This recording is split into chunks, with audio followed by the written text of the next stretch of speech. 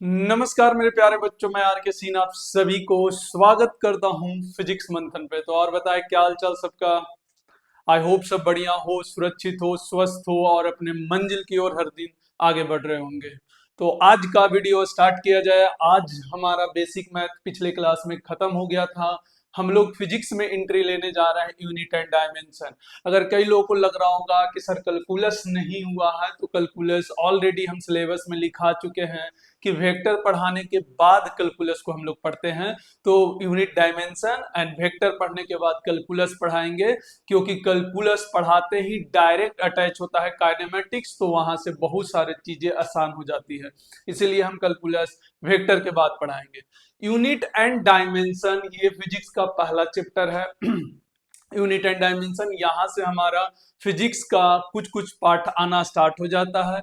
हम आपको बता दें यूनिट एंड डायमेंशन है क्या। ये पहले भी बता चुके हैं कि ये फिजिक्स का मेनू चार्ट है। सर ये मेनू चार्ट क्या होता है? फिजिक्स का मेनू चार्ट कहने का सेंस कि जैसे आप भोजन करने जाते हैं, किसी रेस्टोरेंट में खाना खाने जाते हैं, तो आपको एक मेनू चार्ट दिया जाता है। मेनू चार्ट में उसमें लिखा रहता है कि क्या क्या यहाँ मिल रहा है। जैसे कि बटर पनीर मसाला हो गया, पनीर पकौड़ा हो गया, कढ़ाई पनीर हो गया, मशरूम हो गया। तो जब आप मेनू को देखते हैं तो इसका मतलब ये तो नहीं होता कि आप उसको खा लेते हैं। आपने देखा कि इस मेनू में यहाँ ये मिलता है। उसी तरीका से same situation unit and dimension में है। यूनिट एंड डायमेंशन में पूरा 11th और पूरा 12th का जितने भी टर्मिनोलॉजी यूज होता है, उसका सारा का यूनिट और डायमेंशन इसमें लिखना है। हाँ, इसमें दिखाई देगा मैग्नेटिक फील्ड, इसमें दिखाई देगा इलेक्ट्रिक फील्ड, इसमें दिखाई देगा वर्क, फोर्स, टॉर्क, बहुत सारा ऐसा ऐसा टर्मिनोलॉजी जो आप नहीं जानते होंगे, जो 10 पास होके आते हैं उन लोग को नहीं पता होगा।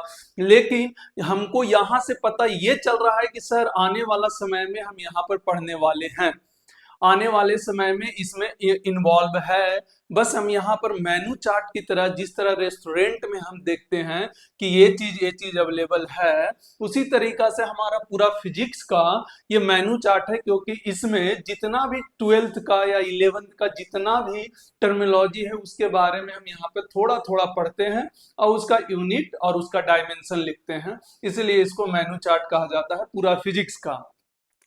अब यूनिट एंड डायमेंशन पढ़ रहे हैं फिजिक्स, तो बात आती है कि सर फिजिक्स है तो ठीक है, फिजिक्स क्या है सर? हम लोग स्टार्ट कर रहे हैं फिजिक्स के बारे में, तो सबसे पहला बात तो यही आना चाहिए कि सर फिजिक्स क्या है, फिजिक्स किसको कहते हैं। अगर हम फिजिक्स पढ़ रहे हैं तो पहला सवाल तो यही आना चाहिए कि व्हाट इज फिजिक्स। तो हम लोग इससे स्टार्ट करने से पहले हम लोग छोटा छोटा बात पे चर्चा कर लेते हैं, क्योंकि हम लोग फिजिक्स पढ़ रहे हैं तो थोड़ा सा फीलिंग आना चाहिए। और जो फीलिंग अभी हम आपको बताएंगे, वही फीलिंग के साथ पूरे फिजिक्स को अपने आप से रिलेट करना है आज के क्लास से, कि क्या ऐसा होता है कि नहीं होता है। तो सबसे पहला सवाल यहाँ पर आया कि व्हाट इज फिजिक्स, फिजिक्स क्या है। यहां से पहला सवाल आया कि व्हाट इज फिजिक्स। बिल्कुल आराम से यहां से नोट्स बनाना स्टार्ट कर देना है, ऐसा नहीं कि सर ये ऐसे करा रहे हैं। व्हाट इज फिजिक्स, बिल्कुल नोट्स ढंग से बनाएं।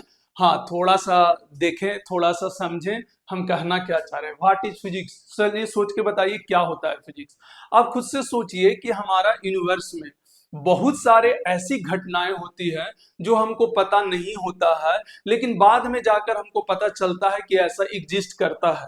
आपने ऐसा चीजें देखे होंगे कि आप अगर 10 साल पहले के अगर जाएं तो आपको कई चीजों के बारे में पता नहीं होगा, लेकिन बाद में पता चला कि ऐसा भी एग्जिस्ट करता है यूनिवर्स में, जो साइंटिस्ट लोग होते हैं वो बताएं, जिससे हम जान पाए। तो वो चीज पहले था पर हमको पता नहीं था। तो ये जो पूरा यूनिवर्स है, उस पूरे यूनिवर्स में डिफरेंट डिफरेंट टाइप का इवेंट होता है, घटनाएं होती है। अब वो घटनाओं का स्टडी करते हैं, उस घटनाओं का स्टडी करके हम कुछ लॉ का निर्माण करते हैं, कुछ अंदाजा लगाते हैं कि इसके कारण हो रहा होगा, इसके कारण हो रहा होगा ये घटनाएं। और ये घटनाओं को मिलाकर हम एक लॉ को निर्माण करते हैं। और इसी पूरे प्रोसेस को ही हम लोग कहते हैं फिजिक्स। बहुत सारे घटनाएं होती हैं जिसको हम स्टडी करते हैं, स्टडी करके हम देखते हैं इससे क्या हर जगह वैलिड हो रहा है कि नहीं हो रहा है, और हम फिर उसके बाद हम एक लॉ को निर्माण करते हैं, उसी को कहा जाता है फिजिक्स। सिंपल सा लॉजिक है। अभी तो हम बात करना शुरू किए हैं, अभी तो हम धीरे धीरे चलेंगे, बहुत सारा एग्जाम्पल लेके चलेंगे, बहुत सारा एग्जाम्पल आपको बताएंगे ताकि आपको और भी समझ में आए। जैसे ऐसा ही एक घटना न्यूटन साहब के साथ हुआ था, आपको पता होगा, बहुत फेमस घटना है जो आपको 9th 10th में पढ़ा भी होगा कि एप्पल था, एप्पल का पेड़ था। बताएं क्या ऐसा ये वाला घटना पढ़े हैं? यहाँ पर न्यूटन साहब नीचे क्या थे, बैठे थे, न्यूटन साहब बैठे हुए थे। ये कौन है? न्यूटन है। ये कौन है? न्यूटन है। न्यूटन तो नाम सबने सुना होगा भाई, फेमस फिजिक्स का फेमस साइंटिस्ट है। तो न्यूटन साहब बैठे थे। ये क्या है? ये एप्पल का पेड़ है। ऐसा एक घटना हम बता रहे हैं, ये घटना से आपको थोड़ा सा रिलेट कर पाएंगे कि फिजिक्स क्या है, किस तरीके का सोच है। आपको पहले से पता है, पर ये नहीं पता कि उसी को फिजिक्स कहते हैं। आपको सारा चीज जितना भी बताएंगे आपको पहले से पता रहेगा कि हाँ सर, ऐसा ऐसा चीज होता है हमारे साथ, हम ये चीज होता है। तो वो रोजमर्रा के लाइफ में आपको देखने को रोज मिलता है, हाँ, लेकिन आपको पता नहीं है कि उसी को क्या कहते हैं, फिजिक्स कहते हैं। तो सबसे पहले एक घटना हम बता रहे हैं, ऐसे हजारों लाखों रोज होते हैं, रोज अभी भी हैं जिसको हम खोज नहीं पाए हैं, लोग खोजने में जुटे हुए हैं, लेकिन वो एग्जिस्ट करता है। जैसे मॉडर्न फिजिक्स नाम सुना होगा आप लोगों ने, नहीं भी सुना होगा तो हम लोग पढ़ेंगे मॉडर्न फिजिक्स। अभी मॉडर्न फिजिक्स में कुछ भी खोज नहीं हो पाया, जितना भी पढ़ते हैं सब हाइपोथेटिकल पढ़ते हैं, सारा का सारा चीज हाइपोथेटिकल है। कुछ चीजें हैं जिसको हम पढ़ते हैं अच्छे से कि हाँ ये जानकारी है, पर मैक्सिमम चीजें हाइपोथेटिकल है। तो बाद में हम लोग जैसे जैसे डेवलप करेंगे वैसे वैसे हमारा काम बनेगा, पर हम उधर अभी नहीं जा रहे हैं। हमारा काम है अभी कि फिजिक्स क्या है इसके बारे में सीखना, कि व्हाट इज फिजिक्स, फिजिक्स क्या है। आज थोड़ा सा स्टार्टिंग का यूनिट एंड डायमेंशन है, तो थोड़ा सा हम आराम से भी पढ़ाएंगे, थोड़ा धीरे धीरे पढ़ाएंगे, और सिंपल सा बात है, थोड़ा बोरियत टाइप का भी आज होगा क्योंकि थ्योरी टाइप का ज्यादा है। न्यूमेरिकल थोड़ा सा कम जाएगा, एक दो क्लास न्यूमेरिकल, एक दो क्लास के बाद आएगा, तो थोड़ा सा बोरियत नहीं है। अगर आप समझने का कोशिश करिएगा तो आपको कहीं भी दिक्कत नहीं होगा, यहाँ पे ही नहीं। अब समझने का बात है कि एक यूनिवर्स में एक घटना हुआ। क्या घटना हुआ? एक हमारे साइंटिस्ट थे, न्यूटन साहब थे, जो एप्पल के पेड़ के नीचे ऐसे बैठे हुए थे, इस तरीका से बैठे हुए थे। ये हमारा एप्पल है, ये एप्पल ट्री है, एप्पल ट्री है, एप्पल का पेड़ है, ये हमारा एप्पल है। आपने ये घटना सुना भी होगा कि ये घटना में क्या हुआ था। न्यूटन साहब नीचे टेंशन में बैठे थे, किसी कारण बस वो दुखी थे। ऐसे ही ये हवा चला, हवा चलने के बाद ये एप्पल नीचे गिरा। अब न्यूटन साहब वहां पर जब बैठे थे तो उन्होंने सोचा, देखिए अब हुआ क्या, आपको पता होगा कि अभी ग्रेविटेशन के कारण ये नीचे गिरा, ग्रेविटी इसको खींचता है। लेकिन आज आप जानते हैं तब जब न्यूटन साहब जिस वक्त तक खोज नहीं किए थे, क्या उससे पहले भी हमारे यूनिवर्स में ग्रेविटी था कि नहीं था? बिल्कुल था। ऐसे ही सोचे, अभी भी हमारे यूनिवर्स में बहुत सारे ऐसे घटनाएं हैं जिनको बारे में हम नहीं बता सकते, पर वो एग्जिस्ट करता है। जैसे यहाँ पर न्यूटन साहब थे, उनको खोजने से पहले उनको खोजने से पहले ये एग्जिस्ट करता था ग्रेविटेशन, कि ऊपर से जितने भी चीजें गिरती है नीचे, जब भी हम किसी चीज को ऊपर फेंकते हैं वो फटाक से नीचे आता है। कौन खींचता है उसको नीचे? ग्रेविटेशनल फोर्स खींचता है, ग्रेविटी के कारण आता है। कौन ग्रेविटी लगाता है? अर्थ लगाती है, अर्थ फोर्स उसको खींचता है। तो ये न्यूटन साहब के पहले भी तो घटी थी, न्यूटन साहब के पहले भी तो था। पर देखिए क्या हुआ, फिजिक्स कैसे डेवलप हुआ, फिजिक्स को कैसे बोला गया, डेफिनेशन वाइज क्या किया गया। जैसे ही ये एप्पल नीचे गिरा, भाई गिरा, इन्होंने सोचा भाई एक यूनिवर्स में एक घटना घट गया, ये इसी को घटना कहते हैं। ऐसे ही डिफरेंट डिफरेंट बहुत सारे घटनाएं होती है। जैसे एप्पल को टूटना और नीचे गिरना, ऊपर ना जाना, एक अलग तरह का घटना हुआ। क्यों ऊपर क्यों नहीं गया? तो वही न्यूटन साहब सोचे, साला ये नीचे कैसे गिरा, ये तो उसको ऊपर भी जाना चाहिए था, नीचे ही क्यों गिरा? अच्छा अभी आप बता सकते हैं फटाक से, सर ग्रेविटी ग्रेविटी के कारण, इसमें कितना क्या सोचना है? भाई न्यूटन साहब को बताने से पहले कोई नहीं जानता था कि ये ग्रेविटी के कारण ही गिरता है। क्या बात समझ में आया? तो ये यहाँ पर हुआ कि भाई नीचे गिरा, अच्छा नीचे गिरा, तो न्यूटन साहब घर गए, घर जाकर हर चीज को ऊपर फेंकने लगे। हर चीज को जब ऊपर फेंके तो बोले भाई हर चीज नीचे ही गिर रहा है, क्यों गिर रहा है भाई नीचे? उन्होंने खोजा, अंदाजा लगाया। देखिए हम स्टार्टिंग में डेफिनेशन में क्या बोले थे, कोई भी यूनिवर्स में इवेंट होता है उसके बारे में हम सोचते हैं कि ऐसा क्यों होता है। अंदाजा लगाया, अंदाजा लगाकर कुछ फॉर्मूला डिराइव किए, एक लॉ का निर्माण किए, और उस लॉ को देखे कि क्या हर जगह ये वैलिड हो रहा है कि नहीं हो रहा है, और उसके बाद एक फॉर्मूला डिराइव हुआ, फॉर्मूला के बाद उसी को फिजिक्स में प्रोसेस हो गया, प्रोसेस होना स्टार्ट हो गया, उसको हर जगह अप्लाइड होना होगा। तो आप सोचिए इसमें फिजिक्स क्या हुआ। तो ये जो इवेंट हुआ इसका स्टडी करना ही क्या कहलाता है, फिजिक्स।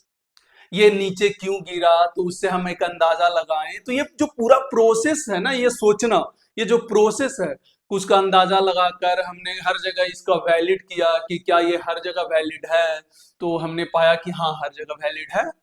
उसके बाद हमने देखा कि एक लॉ का निर्माण किया गया, लॉ जो है हर जगह वैलिड है, हाँ बिल्कुल है। वहां से फॉर्मूला डिराइव किया गया और फिर आज तक पूरा दुनिया में ये लॉ फेमस है, जो कि हम लोग कहते हैं न्यूटन्स लॉ। यहाँ पर न्यूटन्स लॉ के बारे में, ग्रेविटेशनल लॉ के बारे में आप लोग जानते होंगे कि एक ग्रेविटी के कारण नीचे गिरता है। तो एक कहानी को आप समझ पाए कि कहना क्या चाहते हैं, एक है नॉर्मल कहानी, पर फिजिक्स क्या है इसको समझने के लिए आपको इस तरह का सोच रखना पड़ेगा, इस तरह का बुद्धि रखना पड़ेगा कि आपको क्या करना है, किस तरीका से करना है। क्या बात समझ में आया, क्या कहानी क्लियर हुआ। तो ये हमारा क्या हुआ, न्यूटन ये पूरा जो प्रोसेस है, न्यूटन साहब जो प्रोसेस फॉलो किए उसी को कहा जाता है फिजिक्स। मतलब आप बिल्कुल बेसिक लैंग्वेज में यहाँ बोल सकते हैं कि स्टडी ऑफ लॉ। ये फिजिक्स क्या है, ये ब्रांच ऑफ साइंस है, साइंस का एक ब्रांच है जिसमें हम स्टडी करते हैं किसका, फंडामेंटल लॉ का, कि कहाँ यूनिवर्स में जो विभिन्न घटनाएं होती है उनके दौरान उनको उनसे रिलेट करके हम एक लॉ का निर्माण करते हैं जिसे हम फंडामेंटल लॉ कहते हैं, उसी को कहा जाता है फिजिक्स। बेसिक फॉर्मूला, बेसिक चीजें होता है। अच्छा, आप आज के पहले बहुत सारे चीजें ऐसा, आप नॉर्मल चीज पर चले, जैसे मान लीजिए आपको चेस खेलने नहीं आता, एक नॉर्मल हम चेस बोर्ड लेके चलते हैं, बहुत सारा चीज ऐसे बना सकते हैं चेस बोर्ड, इसमें आगे पीछे नंबर कम भी हो सकता है, देख लें। जैसे मान लेते हैं एक का नाम है राम और एक का नाम है श्याम। आप नॉर्मल देहाती भाषा में भी सीख सकते हैं नॉर्मल चीजों में कि फिजिक्स को किस तरीका से रिलेट करते हैं, और इसी चीज को हम पूरे फिजिक्स में फॉलो करेंगे, यही चीज को फॉलो करेंगे। पहले हम पहले नहीं जानते हैं, जैसे हम कोई नया चैप्टर पढ़े, हमको नहीं पता, धीरे धीरे हम उसके बारे में जानेंगे, उसमें बहुत सारे अलग अलग टर्म होगा, उस टर्म के बारे में जानेंगे। हाँ हो सकता है कभी गलत जान जाए, कभी सही जान जाए, कभी गलत जान जाए, फिर बाद में जाके उसको सुधार करें। क्या साइंटिस्ट लोग ऐसे ही करते हैं? हो सकता है पहले खोज किए, पहले बोले थे, अगर आपको याद होगा तो आप ऐसे सुना होगा कि सूर्य जो है पृथ्वी का चक्कर काटता है, पहले ये खोज हुआ था, लेकिन बाद में पता चला कि नहीं ये गलत है। कौन चक्कर काटती है? पृथ्वी काटते है, किसके राउंड? सूर्य के राउंड, सन के राउंड। तो ये चीज होता है, धीरे धीरे लोग सीखते हैं, रिसर्च करते हैं। ये जो प्रोसेस है, सोचना, रिसर्च करना, लॉ का निर्माण करना, ये पूरा प्रोसेस ही कहलाता है physics. Study, study of its matter, energy, motion, ये सब आता है, जो कि लॉ के अंदर सारा चीज अंदर समाहित हो जाता है। जैसे एक जनरल फॉर्म में सीखे, जैसे मान ले कि एक आप हैं, आप मतलब ये एक रामू है, रामू को मान लेते हैं, एक रामू है, यहाँ राम है, श्याम है, ये रामू है। अब मान लेते हैं यहाँ चेस बोर्ड चल रहा था, यहाँ पर इस तरीका से चेस बोर्ड, बोले आज थोड़ा सा क्लास धीमा रहेगा, लेकिन आज आपको थोड़ा सा धीरे धीरे समझने में भी मदद आएगा। ये 10th पास वालों के लिए, टारगेट बैच के लिए बिल्कुल भी नहीं है, 12th के लिए भी बिल्कुल भी नहीं है। ये सिर्फ 10th पास वाले अगर पढ़ना चाहें तो पहला लेक्चर अच्छे से पढ़ सकते हैं, उनके लिए फायदेमंद है। अच्छा देखें क्या हुआ, अब राम को और श्याम को चेस खेलने आता था, अब ये रामू को नहीं आता था। अब रामू चाहता है सीखना कि हमको चेस खेलने के लिए सीखना है। अब क्या हुआ, श्याम जैसे ही एक चला आगे, रामू छुप कर सीख रहा था श्याम से और राम से कि हमको सीखना है इसको कैसे काम करेगा। श्याम जैसे ही आगे चला, क्या रामू को दिमाग में आ गया कि दुनिया के हर गोटियां, जितना भी ये गोटियां हैं, क्या सब एक आगे चलेगा? जैसे ही एक आगे चला तो ये पूरे यूनिवर्स में एक ऐसा इवेंट दिखाई दिया जो रामू को पता चल गया। ऐसा मान ले रामू साइंटिस्ट है, ये पूरा यूनिवर्स है, ये पूरे यूनिवर्स में ये गोटियां चला, जैसे ही ये खोज कर रहा था कि कैसे होता है कहानी, तो ये जैसे ही ये चला आगे गोटियां, तो ये रामू को तो और के बारे में पता नहीं है, वो सोचा सर ये वाला एक आगे चला, उसको लगा कि दुनिया का हर गोटियां एक आगे चलता है। अब उसको क्या पता कि भैया राम जो है, अच्छा राम भी है, इसको एक गोटी आगे चल दिया, अरे बीच में बहुत सारा घर होता है, हम उस तरह का बनाया नहीं है, आप बना सकते हैं उस तरीका से। ये भी जो है एक घर आगे चल दिया, यहाँ पर चल दिया, मान लो ये नहीं है, एक घर आगे चल दिया, इसको और विश्वास हो गया कि अब तो और हो गया, एक एग्जाम्पल और मिल गया। ऐसे ही सोचते हैं साइंटिस्ट लोग, कोई भी क्षेत्र में जाइएगा तो ऐसे ही सोचा जाता है। पहले एक चीज मिला, लोगों को लगा कि अच्छा ये पूरा यूनिवर्स ऐसे काम करता है, तो ये जैसे ही ये चला एक और इसका हेल्पर मिल गया कि हाँ भाई बात सही है, देखो ये ऐसा ही चला। लेकिन जैसे ही ये घोड़ा एक दो अढ़ाई चल गया, यहाँ से घोड़ा उठा एक दो अढ़ाई चल दिया, अब इसको दिमाग खटका, यार ये क्या हुआ, ये क्या हुआ। तो एक अलग साइंटिस्ट आके इसको खोज कर दिया। भाई ये साइंटिस्ट आए, ये खोज करके चल गए, उनको लगा सारे गोटियां हैं। एक अलग साइंटिस्ट आए, ये वाला खोज करके चल गए। तो हो क्या रहा है, यूनिवर्स है ये, ऐसा मान। और ये पूरे यूनिवर्स में बहुत सारे घटनाएं घट रही है, हम एक चेस बोर्ड के माध्यम से आपको बताने का प्रयास कर रहे हैं। एक साइंटिस्ट आए तो आगे वाला का खोज करके चल गया, दूसरा साइंटिस्ट आए तो इसका खोज करके चल गया, तीसरा साइंटिस्ट आएगा तो हाथी का चलने वाला कहानी, सामने सामने वाला ये खोज कर चल जाएगा। पर हाथी और घोड़ा का खोज फिजिक्स में नहीं होता है। हम आपको एक एग्जाम्पल के जरिए बताने का प्रयास कर रहे हैं कि समझे कि ये यूनिवर्स है, इस यूनिवर्स में बहुत सारे घटनाएं घटती हैं, बहुत सारे डिफरेंट डिफरेंट घटनाएं घटती है। इन घटनाओं से हम क्या करते हैं, एनालिसिस करते हैं, एनालिसिस करके कुछ जुगाड़ लगाते हैं, जुगाड़ लगा के देखते हैं कि क्या हर जगह ये वैलिड हो रहा है कि नहीं, उसके बाद लॉ का निर्माण करते हैं, उसके बाद फॉर्मूला बनाते हैं, उसके बाद ये पूरा फिजिक्स में अप्लाई होता है। आप देखेंगे कि हर लॉ, हर चैप्टर से जितने भी आएंगे सबका खोज इसी तरीका से हुआ है। तो यही कहलाता है फिजिक्स। तो सिंपल सा फिजिक्स का डेफिनेशन अगर लिखना चाहें तो लिख सकते हैं, it is branch of science, branch of science in which जिसमें study about law of physics, sorry law से ज्यादा अच्छा है फंडामेंटल लॉ, स्टडी अबाउट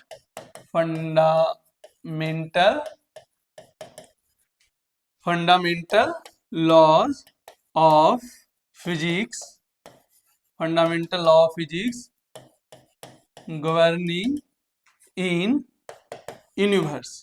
अच्छा, ये फंडामेंटल लॉ एक बेसिक टर्म है, इसीलिए लॉ लिख दिए, नहीं तो बहुत सारे घटनाओं के बारे में लिखा जाता, बड़ा डेफिनेशन बन जाता। अब हम लोग बड़ा डेफिनेशन पढ़ने टाइप का तो है नहीं, अब हम टेक्निकल वर्ड से काम चलाएंगे कि लॉ ऑफ फिजिक्स, सॉरी क्या है फिजिक्स, तो एक साइंस का ब्रांच है जिसमें स्टडी करते हैं फंडामेंटल लॉ ऑफ फिजिक्स, कहाँ, गवर्निंग यूनिवर्स, जहाँ यूनिवर्स में जहाँ गवर्न होता है उन सारे घटनाओं को हम लॉ ऑफ फिजिक्स के टर्मिनोलॉजी से डिफाइन करके उसको स्टडी करते हैं। तो फिजिक्स बहुत छोटा सा टर्मिनोलॉजी से डिफाइन हो गया।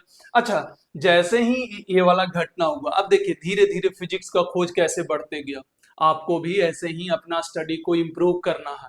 ऐसा नहीं कि आप एक बार में हर चीज को सीख लेंगे, आप एक बार देखेंगे तो अलग नजरिया होगा, जब दोबारा रिवाइज करेंगे तो आपका सोचने का जो नजरिया होगा बिल्कुल डिफरेंट होगा। तो आपको एक साइंटिस्ट की तरह अब आपको आंख को, अपना नजर को गड़ा के रखना होगा हर कॉन्सेप्ट को। आप 10th और 9th की तरह ऐसा नहीं कि हम रट लिए हमारा काम हो गया।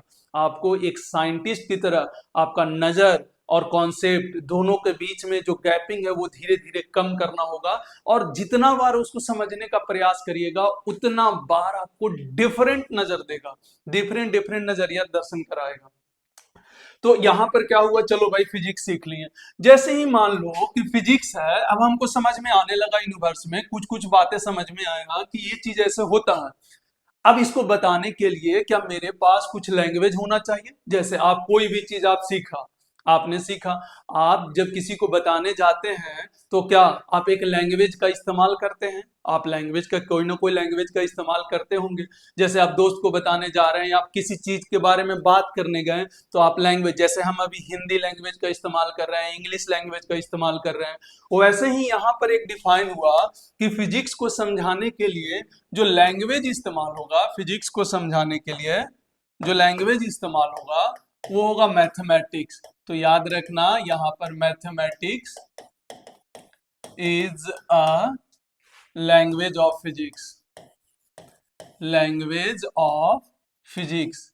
अच्छा, एक बात और ध्यान रहे, लैंग्वेज ऑफ फिजिक्स है बट फिजिक्स नहीं है mathematics, but not physics, but not physics. तो मैथमेटिक्स क्या हुआ? फिजिक्स का अगर कोई पूछेगा कि लैंग्वेज क्या होता है, तो हम लोग बोलेंगे फिजिक्स, सॉरी मैथमेटिक्स। फिजिक्स का जो लैंग्वेज होता है, फिजिक्स को जब हम समझाते हैं तो मैथमेटिक्स का लैंग्वेज इस्तेमाल करते हैं। Mathematics is a language of physics, हाँ, बट नॉट फिजिक्स, फिजिक्स से नहीं है। इसीलिए तो देखिए यहां से ही मैथमेटिक्स डेवलप हुआ। जितना भी इंटीग्रेशन, डिफरेंशिएशन, जितना भी आप चीज पढ़ते हैं, सब फिजिक्स में जरूरत पड़ा था। धीरे धीरे वो क्या हुआ कि जैसे ही फिजिक्स के लिए खोज हुआ मैथमेटिक्स, फिर उसी का डीपली नॉलेज निकाल कर उसको मैथमेटिक्स में शिफ्ट कर दिया गया। पर फिजिक्स में अपना मैथमेटिक्स बहुत छोटा छोटा पोर्शन यूज होता है।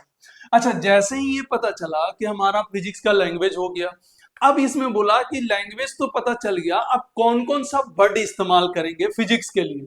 आप सोच के देखिए कौन कौन सा वर्ड इस्तेमाल करेंगे। जैसे हम इस्तेमाल वर्ड यूज किए तो आपको समझाने के लिए इस्तेमाल वर्ड यूज किए, या जितने भी वर्ड यूज कर रहे हैं वो सब आपको समझाने के लिए यूज कर रहे हैं। वैसे ही फिजिक्स को समझाने के लिए कौन कौन सा वर्ड इस्तेमाल करेंगे, तो ऐसा यहाँ पर डिफाइन हुआ एक नया टर्म जिसको हम लोग कहते हैं फिजिकल क्वांटिटी। फिजिकल क्वांटिटीज, यहाँ पर ध्यान दें, बहुत सारे क्वांटिटीज है अपने यूनिवर्स में, लेकिन उसमें से कुछ कुछ निकाला गया। बहुत सारे क्वांटिटीज है हमारे अपने लाइफ में, अपने पूरा यूनिवर्स में, लेकिन वैसा क्वांटिटीज को निकाला गया जिसको हम समझा सकें, फिजिक्स को समझाने के लिए वर्ड को इस्तेमाल कर सके, तो उसी को क्या कहा गया? Physics, physical quantity. देखिए हम स्टेप बाय स्टेप चल रहे हैं।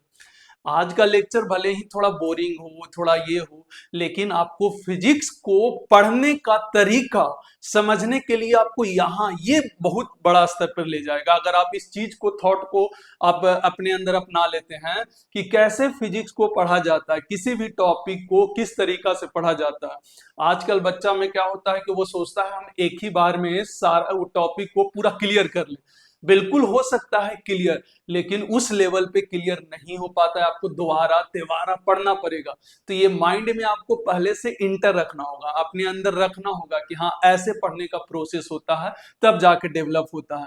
तो आप पहले से माइंड में ऐसे सेट रखिएगा तब ना कि हाँ एक बार पढ़े, फिर दोबारा जब पढ़ेंगे तो थोड़ा अलग नजर खुलेगा, तिबारा पढ़ेंगे तो कुछ और अलग नजर से देखेंगे। तो पहले से ये माइंड में आपको रखना होगा। इसीलिए आज का क्लास थोड़ा सा आप अगर पेशेंस से देखेंगे तो आपको फिजिक्स में पढ़ने का तरीका का एक अलग तरीका का नजरिए का डेवलपमेंट होगा। जैसे देखिए अभी हम फिजिक्स पढ़े क्या होता है, फिर फिजिक्स का लैंग्वेज क्या होता है। अब फिजिक्स का लैंग्वेज जब हम लिखेंगे तो उसमें वर्ड किस तरह का इस्तेमाल होगा, तो जिस तरह का वर्ड इस्तेमाल होता है उसी को क्या कहते हैं? Physical quantity. सर ये फिजिकल क्वांटिटी क्या होता है? तो सिंपल सा बोला गया कि फिजिकल क्वांटिटी उन सारे क्वांटिटीज को फिजिकल क्वांटिटी कहेंगे जिसको हम मेजर कर सके किसी इंस्ट्रूमेंट से। सर ये क्या होता है मेजर कर सके किसी इंस्ट्रूमेंट से? फॉर एग्जांपल जैसे मास, आप मास को क्या मेजर कर सकते हैं? किससे? तराजू से। भाई किसी मेजर से। क्या ये तराजू इंस्ट्रूमेंट है मेरा? हाँ सर इंस्ट्रूमेंट है।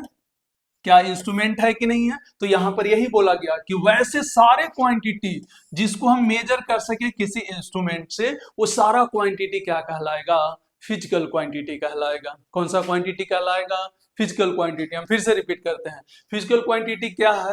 तो हम जब फिजिक्स के लैंग्वेज को लिखेंगे, समझाने के लिए लिखेंगे, तो जो वर्ड इस्तेमाल करते हैं उसी को हम फिजिकल क्वांटिटी कहते हैं। ये तो हुआ फिजिक्स टाइप के लैंग्वेज में। अब इसका ओरिजिनल डेफिनेशन क्या है कि उन सारे क्वांटिटीज को हम फिजिकल क्वांटिटी कहेंगे जिसका मेजर हम करेंगे इंस्ट्रूमेंट से। जिस सारे क्वांटिटी को जो मेजर किया जा सके, measure by an instrument, instrument से मेजर किया जा सके, और फिजिक्स के लॉ को डिस्क्राइब करने के लिए यूज कर सके। फिजिक्स के लॉ को डिस्क्राइब करने के लिए यूज कर सके, उन सारे क्वांटिटी को क्या कहेंगे? फिजिकल क्वांटिटी कहेंगे। आपको समझ में आ गया होगा। जैसे एक तो मास हो गया, दूसरा क्या लेंथ के लिए, क्या लेंथ अगर मेजर करना हो, एक लेंथ क्वांटिटीज है, क्या ये फिजिकल क्वांटिटी है? तो उसके लिए हम क्या करेंगे? क्या स्केल से इसको मेजर करते हैं? क्या स्केल एक तरह का इंस्ट्रूमेंट है? एक तरह का क्या इंस्ट्रूमेंट है? हाँ सर। तो अब वैसा सारा क्वांटिटी जिसको हम मेजर कर सके किसी इंस्ट्रूमेंट के द्वारा, वो सारे क्वांटिटी कहलाता है फिजिकल क्वांटिटी। जैसे आप बाइक चलाते हैं तो आपको वेलोसिटी आपको मेजर होता होगा कितना किलोमीटर प्रति आवर से चल रहे हैं, 40 किलोमीटर प्रति आवर, 30 किलोमीटर प्रति आवर, इस तरीका से आपको देखने को मिलता होगा। आपको स्पीडोमीटर वहां पर लगा होता है। तो क्या वेलोसिटी भी एक फिजिकल क्वांटिटी है? हाँ, वेलोसिटी भी है फिजिकल क्वांटिटी।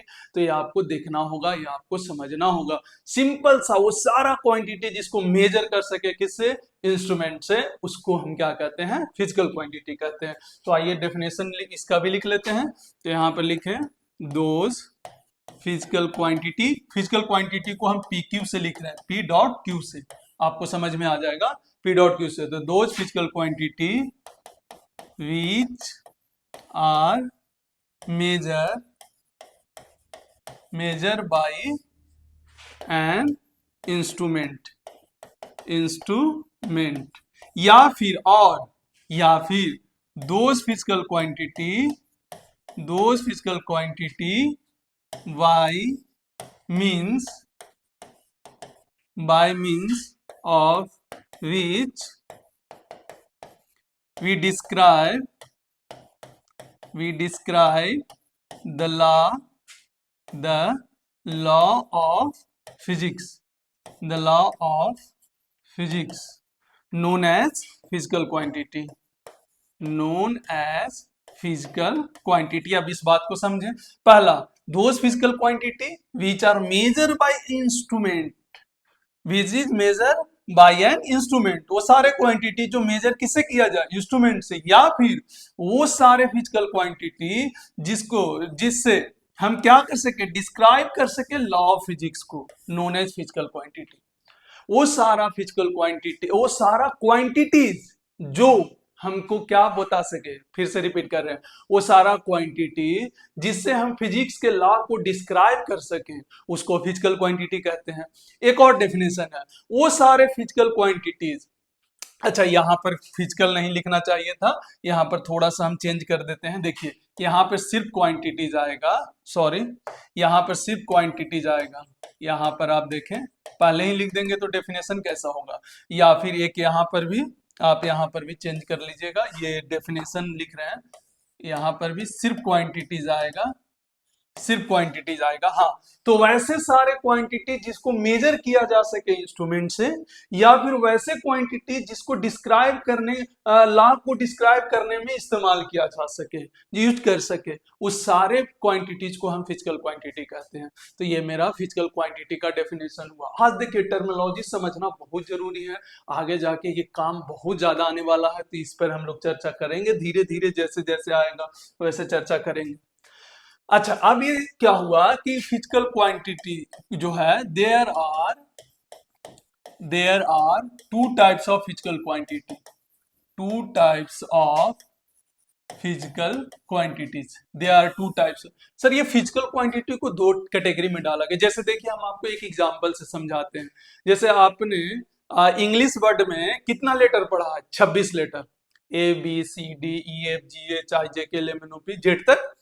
क्या ये 26 लेटर से पूरा इंग्लिश जनरेट होता है? हाँ सर। क्या यही 26 से जनरेट होता है? हाँ बिल्कुल। तो क्या ये 26 फंडामेंटल लेटर हो गए? हाँ सर, क्योंकि इसी को यूज करके दुनिया का सारा अंग्रेजी में जो सेंटेंस जनरेट होता है, वर्ड जनरेट होता है, क्या यही 26 से जनरेट होता है? हाँ बिल्कुल हाँ।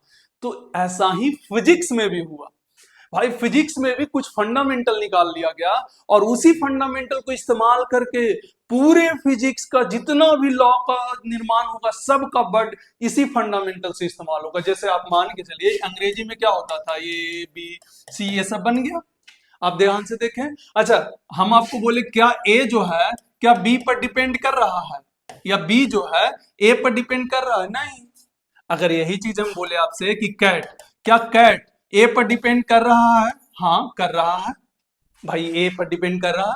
क्या कैट सी पे डिपेंड कर रहा है? हाँ बिल्कुल कर रहा है। क्या कैट टी पे डिपेंड कर रहा है? हाँ कर रहा है। तो देखिए ये फंडामेंटल लेटर है। फंडामेंटल लेटर मतलब क्या? जो एक दूसरे पर डिपेंड ना करे। और डिराइव लेटर मतलब क्या? कि इसी जो फंडामेंटल को यूज करके जो बनाया जाता है उसको डिराइव लेटर कहते हैं। हम फिर से एक बार इधर अपना इसमें लिख रहे हैं। जैसे मान लेते हैं ए बी सी, ये सब क्या है? Fundamental letter. आप अंग्रेजी में देखते होंगे कि ये 26 लेटर के अलावा कोई भी इस्तेमाल नहीं होता है। लेकिन अगर मान लेते हैं हम ऐसे कैट लिखें, रैट लिखें, डॉग लिखें, तो आप ध्यान से देखेंगे ये सब फंडामेंटल को यूज करके ही बनाया गया है। जितना भी दुनिया में वर्ड है इंग्लिश में, वो सारा का सारा जो 26 फंडामेंटल है उन्हीं से बनाया गया है। हाँ सर, ये बिल्कुल है। इसका मतलब किसी भी चीज को स्टार्ट करने से पहले हम उसका पहले फंडामेंटल लिखते हैं और उसके बाद फंडामेंटल को इस्तेमाल करके सारा दुनिया का पढ़ेंगे। नहीं तो सोचो ना कितना अनंत बन जाएगा जिसको हमको याद करना पड़ेगा। लेकिन एक फंडामेंटल रहेगा जिससे हमको पता चलेगा कि इसी 26 से ही हमारा दुनिया का हर लेटर बनना है। जो भी नया डिराइव होगा, जो भी नया टर्म डिराइव होगा, वही 26 से मिलकर बनेगा, ये कंफर्म होगा। वैसे ही हमारा फिजिक्स में भी हुआ है। तो ये जो बहुत सारा फिजिकल क्वांटिटी था, there are two types of physical quantity, तो यहाँ पर यही बोला गया है कि एक मेरा जो है एक फंडामेंटल तोड़ा गया। आपको कुछ कुछ अब समझ में आ रहा होगा, फंडामेंटल फिजिकल क्वांटिटी। और दूसरा जो है हमारा डिराइव फिजिकल क्वांटिटी है, डिराइव फिजिकल क्वांटिटी। जैसे कि यहाँ पर ये फंडामेंटल है और ये सब जो है वो क्या है, डिराइव्ड वर्ड है या डिराइव लेटर है, ऐसे बोल सकते हैं।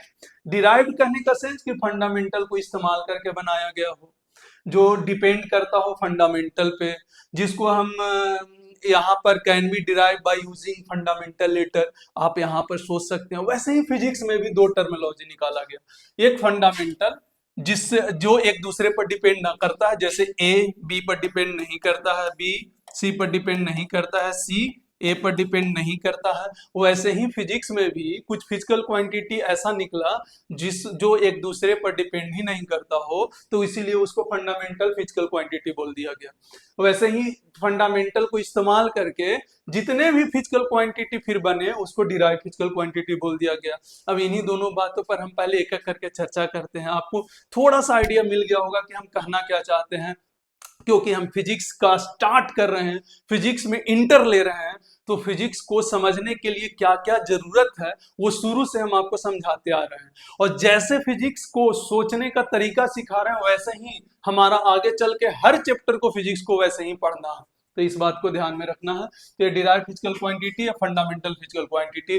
तो चलिए हम लोग स्टार्ट करते हैं, कौन सा? फंडामेंटल। अलग साफ सुथरा बोर्ड पे स्टार्ट करते हैं।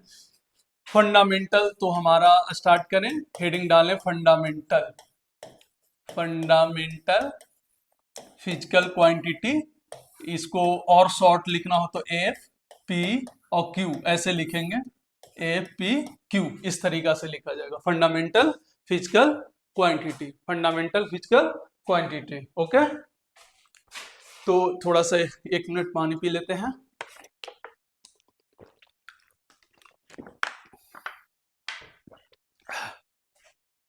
हाँ, अब आपको समझ में आ गया होगा कि फंडामेंटल किसको कहेंगे। तो जैसे यहाँ पर 26 लेटर था, क्या 26 लेटर में एक भी लेटर एक दूसरे पर डिपेंड कर रहा था? क्या ए बी पर डिपेंड करेगा? नहीं सर। बी सी पर नहीं, सी डी पर नहीं, मतलब कोई भी एक दूसरे पर डिपेंड नहीं करना चाहिए। तो आप यहां से ऐसे लिख सकते हैं कि वैसा physical quantity, those physical quantity which are independent to each other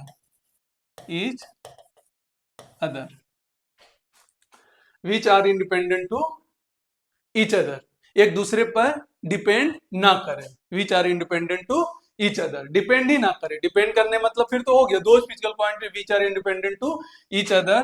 यहां पर ऐसे लिख सकते हैं, those known as fundamental physical quantity. वो सारे क्वांटिटी क्या कहलाएंगे? फंडामेंटल। हम छोटा छोटा टर्म में लिख रहे हैं, थोड़ा सा डेफिनेशन शॉर्ट करके, नहीं तो लिखेंगे यहाँ पर। अब वैसा उन सारे फिजिकल क्वांटिटी को हम फंडामेंटल फिजिकल क्वांटिटी कहेंगे।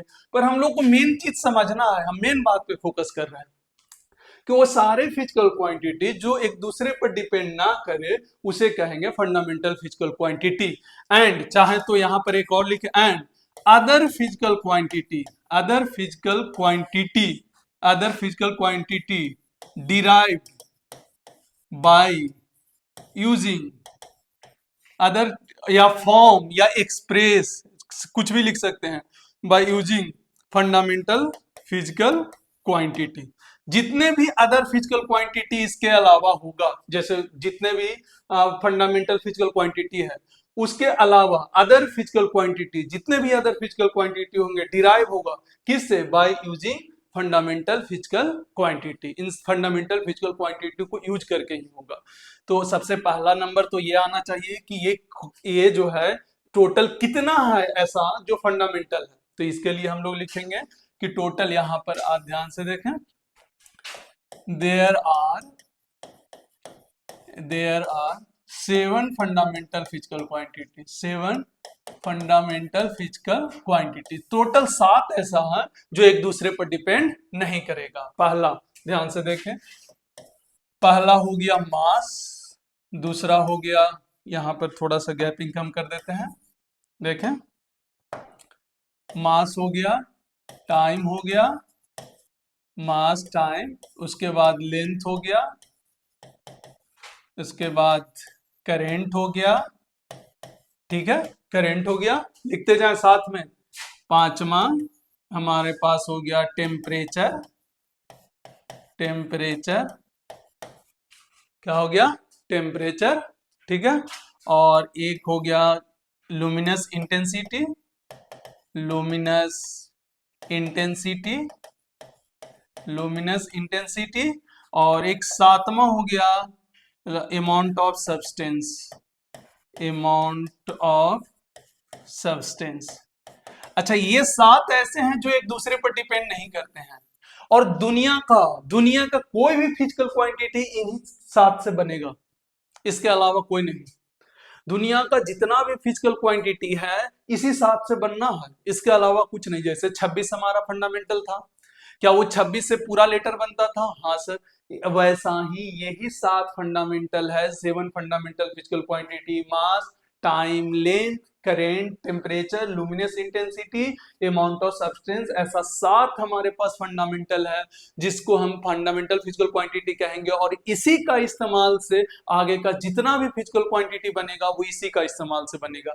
ये 2 और है पर हम लोग आगे पढ़ेंगे, उसके बारे में पढ़ेंगे, पहले यहाँ पर समझ लें। क्या ये बात समझ में आया आप लोग को? क्या बात, कहानी क्लियर है एकदम? भाई देखो, धीरे धीरे हम लेकर चल रहे हैं। आज बोले थे कि थोड़ा सा थ्योरेटिकल टाइप का है, थोड़ा सा बोरिंग होगा, लेकिन अगर आप इसको भी समझिएगा तो आपको मजा आने लगेगा कि क्या चल रहा है, क्योंकि थ्योरी भी पढ़ने में बहुत मजा आता है जब आप इसको गहराई से पढ़ते हैं। तो सबसे पहला स्टार्टिंग से देखें, फिजिक्स क्या है, उसके बाद इसका लैंग्वेज क्या है, फिर इसमें वर्ड फिजिकल क्वांटिटी क्या यूज करेंगे। फिजिकल क्वांटिटी में 2 तरीके का है, एक फंडामेंटल आया जिसमें 7 फंडामेंटल हमको मिला, जिसमें 7 फंडामेंटल में कौन कौन सा, एक बार साथ में बोलो, mass, time, length, current, temperature, luminous intensity, amount of substance. अच्छा, मास को अगर ध्यान से देखो तो ये किलोग्राम होता है, जिसको हम लोग केजी कहते हैं, केजी डिनोट करते हैं। टाइम को सेकेंड, टाइम को सेकेंड ऐसा यूनिट है, ये बाद में हम लोग पढ़ेंगे इसलिए नहीं लिखवा रहे थे, ये सेकेंड हो गया। लेंथ को मीटर, लेंथ को मीटर एम से डिनोट करते हैं। करेंट को एम्पियर, एम्पियर इसको ए से डिनोट करते हैं। टेम्परेचर को केल्विन, ये के से डिनोट करते हैं। और लुमिनस इंटेंसिटी ये कैंडेला है, कैंडेला, जिसको सीडी से डिनोट करेंगे। और अमाउंट ऑफ सब्सटेंस हो गया मोल, मोल, बस इसको मोले से डिनोट करते हैं। हालांकि इस सबसे अभी कोई लेना देना नहीं है, अभी तो हम एक थ्योरेटिकल पार्ट जनरेट कर रहे हैं। बाकी इसको भी लिखना चाहें तो लिख लें, इधर वाला पोर्शन को, बाकी वापस फिर से लिखवाएंगे हम। तो कितना फंडामेंटल हो गया? 7। क्या ये 7 के अलावा और कोई भी फंडामेंटल है? हाँ, बाद में पता चला। देखिए, 2 और सप्लीमेंट्री में निकला फंडामेंटल में, हम एक एक करके सब लेके चल रहे हैं। फिजिक्स में कैसे बढ़ते हैं?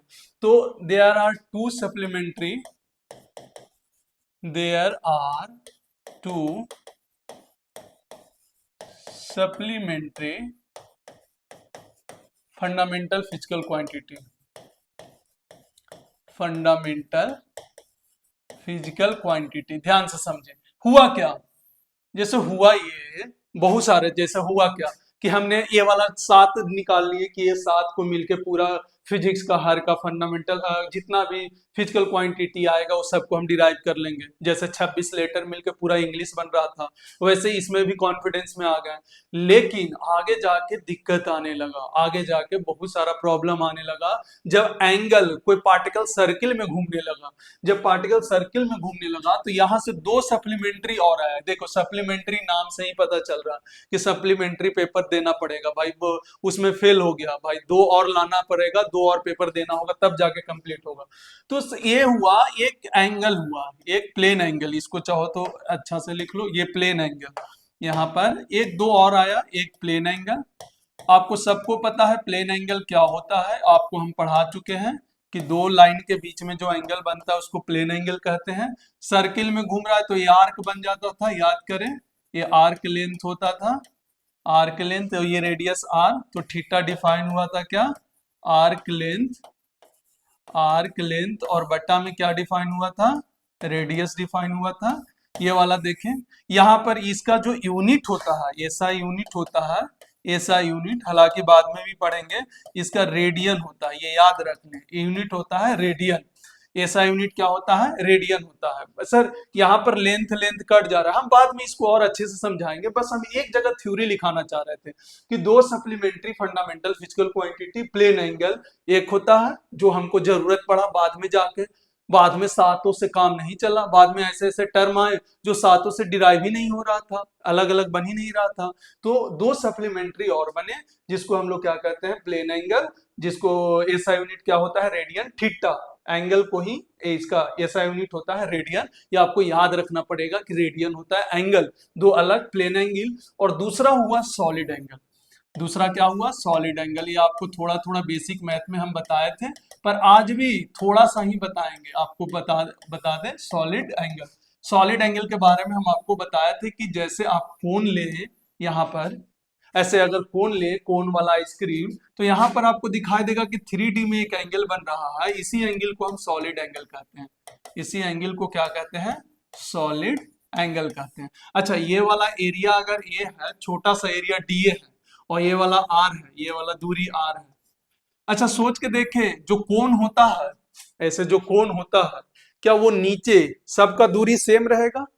तो यहाँ पर सॉलिड एंगल जो डिफाइन हुआ, सॉलिड एंगल को ऐसे डिफाइन करते हैं, वो DA छोटा सा area upon R square. Sir ये फॉर्मूला क्या है, कोई मतलब नहीं आप लोग के लिए, दूर दूर तक कोई लेना देना ये फॉर्मूला से अभी के लिए, बाद में हम सीखेंगे फॉर्मूला, इसको भी 12th में सीखना है। बस खाली नाम जाने कि दो और फंडामेंटल का जरूरत पड़ा, जिसको हम क्या कहते हैं, प्लेन एंगल और सॉलिड एंगल। अच्छा इसका यूनिट क्या होगा, इसका यूनिट का बात करें तो इसको अस्टे रेडियन कहते हैं, इसको क्या कहते हैं, अस्टे रेडियन कहते हैं। सिंपल सा लॉजिक है, अस्टे रेडियन से बात करते हैं जब भी होगा, सॉलिड एंगल है तो DA बाई R स्क्वायर, ये वाला ऊपर वाला एरिया और ये वाला दूरी का स्क्वायर कर दें, ये ऊपर वाला एरिया और ये वाला R का स्क्वायर कर दें, इसका रेशियो ही सॉलिड एंगल। तो सॉलिड एंगल का डिनोट करने का तरीका ऐसे होता है, और उसका यूनिट होता है स्टेरेडियन। तो 7 फंडामेंटल कौन कौन सा, एक बार बोले साथ में, mass, length, time, temperature, current, amount of substance and luminous intensity. And दो और जरूरत पड़ा क्योंकि बाद में हम जब डिराइव करना स्टार्ट किए तो बहुत सारा ऐसा फिजिकल क्वांटिटी आया जो सातों से डिराइव नहीं हो रहा था। जैसे मान ले 26 लेटर है, अब पूरा इंग्लिश वर्ड हम बनाना स्टार्ट किए, 26 यूज नहीं हो रहा है, तो दो कहीं और भी बनाना पड़ा होगा, लेकिन ऐसा हुआ नहीं है इंग्लिश में, लेकिन फिजिक्स में हुआ। 7 फंडामेंटल बनाया, बोल दिया भैया इसी से पूरा फिजिक्स खत्म हो जाएगा, पर बाद में पता चला सर ये सातों से खत्म नहीं हो रहा है, और चाहिए, और क्या चाहिए, तो दो और पता लगा कि ये दो और चाहिए, plane angle and solid angle. तो ये टोटल फंडामेंटल कितना मेरे पास आ गया, 9। ये 9 फंडामेंटल से अब हम पूरा फिजिक्स सीखेंगे, जितना भी नया टर्म आएगा इसी 9 से, यही 9 से ही सारा का सारा जनरेट होगा। तो ये मेरा टोटल क्या था, फंडामेंटल फिजिकल क्वांटिटी, जिसमें ये दो और आया, पहले नॉर्मल वाला 7 था, दो सप्लीमेंट्री आ गया, ये आपको याद रखना होगा। देखो स्टेप बाय स्टेप, पहला क्या सीखे, व्हाट इज फिजिक्स, फिजिक्स का लैंग्वेज, लैंग्वेज के साथ वर्ड मतलब फिजिकल क्वांटिटी, फिजिकल क्वांटिटी के बाद सीखे कि कितना टाइप का फिजिकल क्वांटिटी, दो फंडामेंटल और डिराइव। फंडामेंटल हम लोग पढ़ रहे हैं, फंडामेंटल में टोटल कितना, 7, दो सप्लीमेंट्री जो कि फंडामेंटल है, जो कि फंडामेंटल है। तो चलिए आगे हम लोग एक और काम करते हैं अब डिराइव के बारे में बात करते हैं।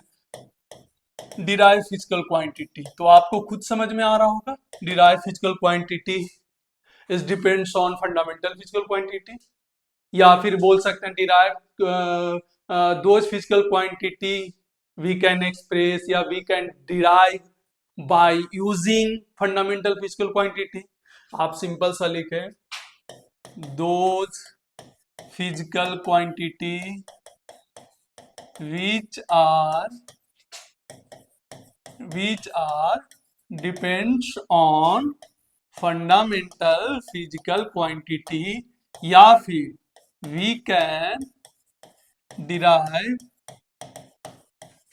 derive, या फिर इसको थोड़ा सा और अच्छा से वर्ड लिख लो, यहां पर भी अटैच कर देते हैं, या फिर और those physical quantity which are या which can be derived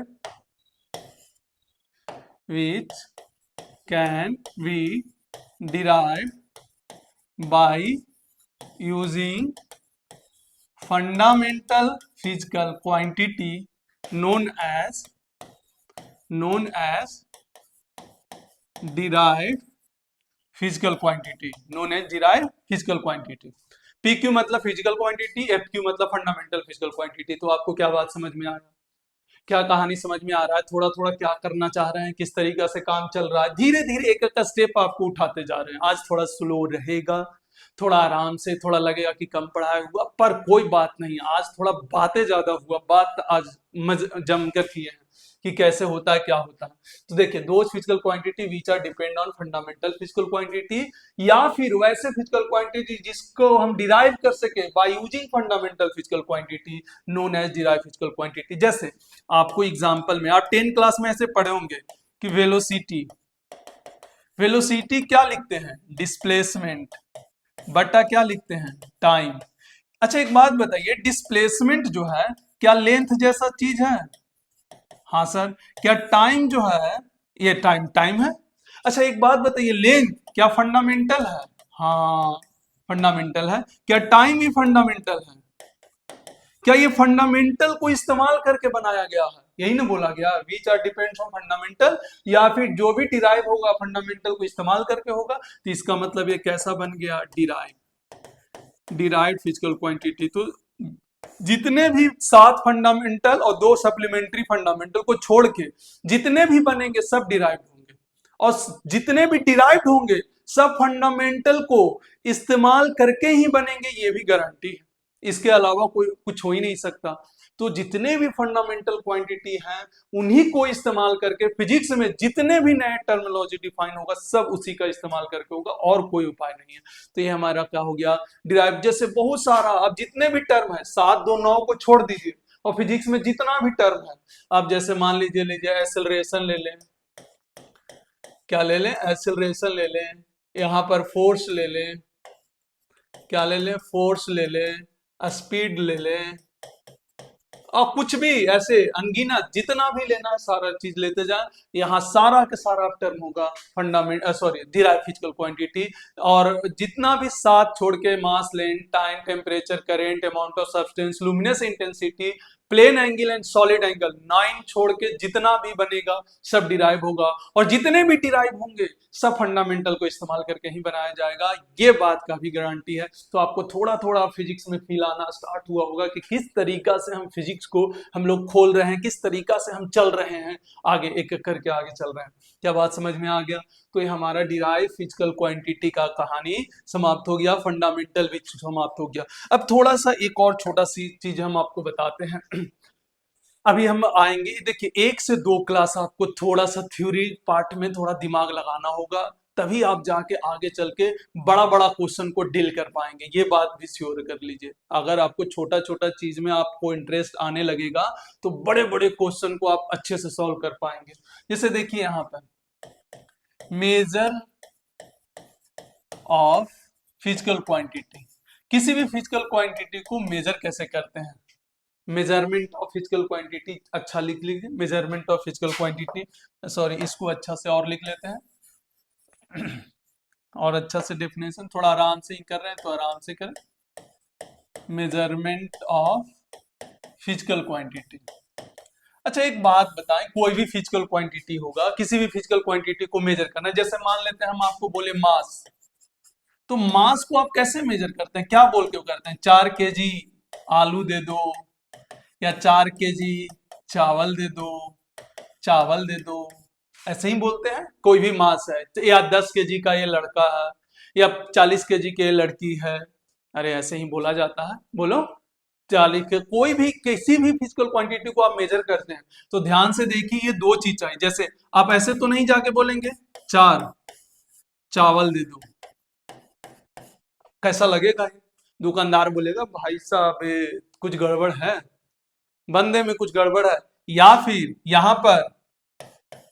यहां पर सॉरी, यहां पर ऐसे बोल दे, यहां पर ऐसे बोल दे केजी चावल दे दो, यहां पर कुछ नहीं बोला, यहां पर भी दुकानदार को लगेगा गड़बड़ है। अच्छा, इसका मतलब आप समझने का कोशिश करिए कि किसी भी फिजिकल क्वांटिटी के लिए क्या ये 4 भी जरूरी है और क्या ये केजी भी जरूरी है? आप ध्यान से समझे। तो यहाँ पर कोई भी फिजिकल क्वांटिटी को अगर मेजर करना हो तो दो चीजें डिफाइन होता है, एक न्यूमेरिकल वैल्यू, न्यूमेरिकल वैल्यू, और दूसरा उसके साथ अटैचमेंट यूनिट। ये दो चीज आपको आना चाहिए। मतलब कोई भी फिजिकल क्वांटिटी को मेजर करना है तो न्यूमेरिकल वैल्यू और यूनिट ये होगा तभी संभव है। तो किसी भी फिजिकल क्वांटिटी को मेजर करना है तो दोनों चीज चाहिए, न्यूमेरिकल वैल्यू के साथ साथ यूनिट चाहिए। ऐसा नहीं कि न्यूमेरिकल वैल्यू बोल दिए और यूनिट नहीं बोले तो भी पागल समझ लेगा। आप चाहे तो हो सकता है यूनिट बोल दिए न्यूमेरिकल वैल्यू नहीं बोले तो भी पागल समझेगा, अरे भाई केजी क्या केजी, वो बोलना पड़ेगा 3 kg 2 kg 5 kg, ऐसे बोलना पड़ेगा हमको। तो इस तरीका से हमको आना चाहिए कि इतना केजी चावल चाहिए, इतना ये, तो दोनों चीज चाहिए, न्यूमेरिकल वैल्यू और साथ साथ हमको यूनिट, साथ साथ हमको यूनिट। तो ये बात ध्यान में रखें कि किसी भी फिजिकल क्वांटिटी को मेजर करना हो तो दो चीजें बहुत जरूरी है, एक न्यूमेरिकल वैल्यू हमको चाहिए और दूसरा साथ ही साथ क्या चाहिए, यूनिट भी चाहिए। क्या क्लियर है एकदम? कोई दिक्कत? कोई दिक्कत? तो आज के लिए बस इतना ही। आज थोड़ा सा आप लोग को भी लग रहा होगा माथा भारी, क्योंकि थ्योरी और लैंग्वेज थोड़ा बातचीत ज्यादा चला। अगले क्लास से हम लोग अच्छे से और थोड़ा सा थ्योरेटिकल पार्ट को भी होगा और थोड़ा सा न्यूमेरिकल पार्ट में भी एंट्री ले लेंगे। मजा आने वाला है। सारे सारे 11th 12th का हम लोग यूनिट लिखने वाले हैं, डायमेंशन लिखने वाले हैं, सारे जितने भी हैं सबका यूनिट और डायमेंशन लिखा जाएगा। तो बाकी के आगे का नेक्स्ट क्लास में कराएंगे। यूनिट डायमेंशन हमारा स्टार्ट हो गया, फिजिक्स स्टार्ट हो गया। और जितने भी नए लोग देख रहे हैं, जितने भी नए स्टूडेंट देख रहे हैं, हम आपको बता दें ये रोज वीडियो जाएगा।